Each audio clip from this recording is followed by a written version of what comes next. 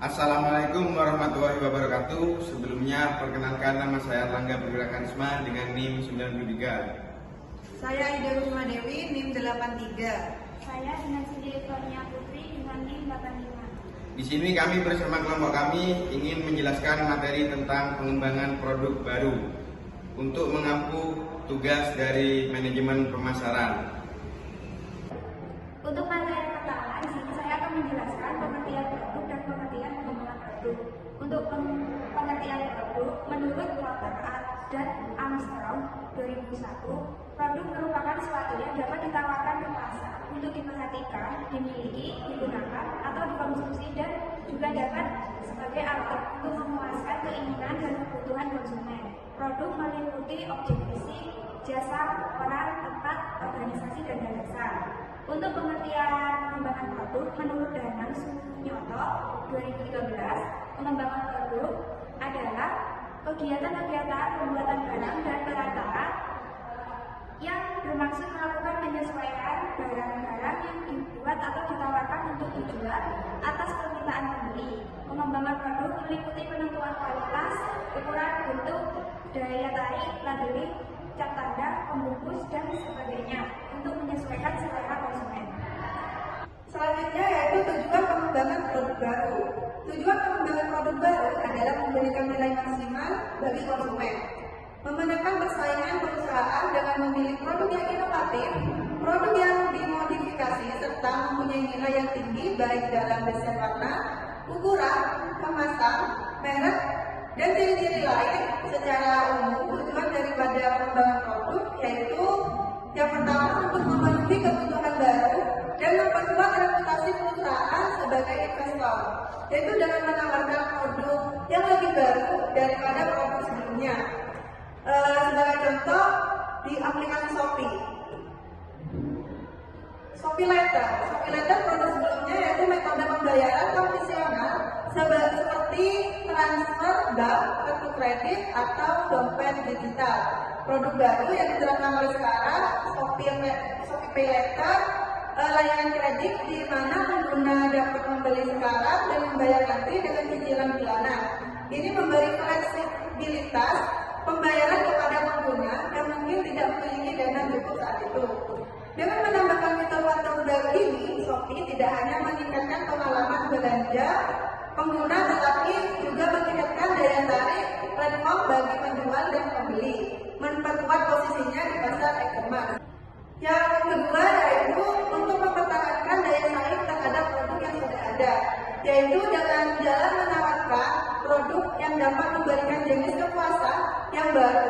Bentuknya bisa bertambah terhadap lini produk yang sudah ada maupun revisi terhadap produk yang telah ada.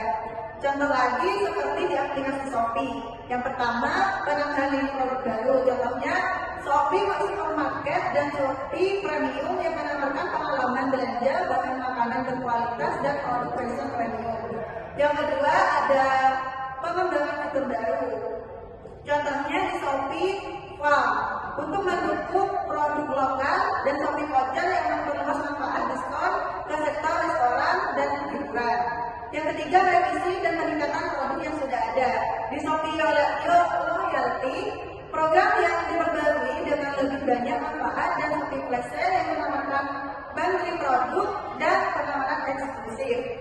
Dengan strategi ini, Shopee dapat terus menarik dan mempertahankan pelanggan dengan menawarkan pengalaman berbelanja yang lebih beragam, berkualitas, dan memuaskan. Yang selanjutnya, faktor-faktor yang mempengaruhi pengembangan produk. Beberapa faktor internal dan eksternal yang mendorong pengembangan produk yaitu yang pertama, faktor internal yang mendorong pengembangan produk baru. Yang pertama, sering terjadi kapasitas yang berlebih dalam perusahaan sehingga untuk menghindarinya perlu melakukan penyelidikan penyebabnya dan mencari penyelesaian dengan cara pengembangan produk.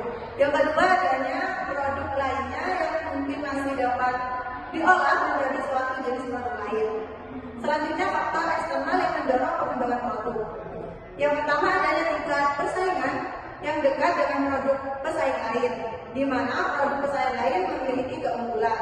Yang kedua, adanya usaha menjadi leader dalam memproduksi jenis produk tertentu, di samping untuk menaikkan posisi. Dan yang terakhir adalah terjadinya penurunan dalam permintaan terhadap produk yang sudah ada karena adanya perbedaan dengan produk lain yang lebih murah. Materi selanjutnya yaitu tahap-tahap pengembangan produk baru. Tahapan pengembangan produk baru terdiri atas kegiatan yang dilakukan oleh perusahaan untuk mengembangkan dan meluncurkan produk baru. Sebuah produk baru yang diperkenalkan pada pasar berkembang seiring dengan tahapan yang ada. Berikut beberapa tahapan yang harus dilalui dalam pengembangan produk baru, yaitu yang pertama, analisis kebutuhan pelanggan. Kebutuhan konsumen merupakan titik pendahuluan untuk pengembangan produk, baik untuk pasar domestik ataupun global. Yang kedua, yaitu pemunculan gagasan. Pencarian macam-macam gagasan yang menjanjikan merupakan titik pangkal dalam proses pengembangan produk baru. Yang ketiga, yaitu penyaringan ide dan evaluasi. Pengevaluasian ide-ide baru merupakan bagian penting dari perencanaan produk baru. Yang keempat, yaitu analisis bisnis. Analisis bisnis mengestimasi kinerja komersial produk yang diusulkan. Yang kelima, yaitu pengembangan strategi pemasaran. Tujuan pengembangan strategi pemasaran adalah penyempurnaan rencana lebih lanjut pada tahap-tahap berikutnya, yaitu bagaimana strategi pemasaran untuk melakukan pengembangan rencana strategi. Selanjutnya yaitu yang keenam, pengembangan produk setelah berhasil merampungkan tahap analisis bisnis. Perencanaan produk bergerak menuju tahap pengembangan dan pengujian atau development and testing. Yang ketujuh terakhir yaitu pengujian produk dan pasar. Pada tahapan ini pengujian produk merupakan kelanjutan dari tahapan pengembangan produk. Selanjutnya yaitu strategi pengembangan produk. Dalam melakukan pengembangan produk baru, perusahaan menghadapi berbagai kendala. Untuk menghadapi kendala-kendala tersebut, maka perusahaan harus mempunyai seperangkat strategi dalam menghadapi setiap perubahan bisnis yang mungkin terjadi. Menurut Kotler dan Armstrong 2008, strategi pengembangan produk yaitu strategi untuk pengembangan dari produk orisinil, peningkatan produk, modifikasi produk, dan merek baru melalui usaha perusahaan sendiri. Yang pertama yaitu strategi peningkatan kualitas atau kualitas improvement. Strategi ini bertujuan untuk meningkatkan kinerja fungsional produk, daya tahan, keandalan, kecepatan, dan rasa. Yang kedua yaitu strategi peningkatan keistimewaan atau fitur improvement. Strategi ini bertujuan untuk menambah keistimewaan baru seperti ukuran, berat, bahan, kelengkapan, tambahan aksesoris yang memperluas keanekaragaman, keamanan, dan kenyamanan produk.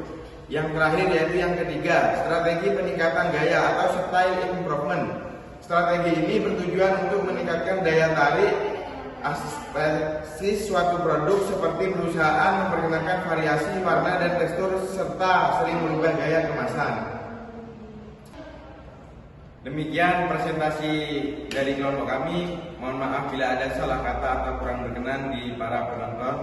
Berikut cuplikan video tersebut. Kami mohon maaf dan terima kasih sebelumnya. Wassalamualaikum warahmatullahi wabarakatuh.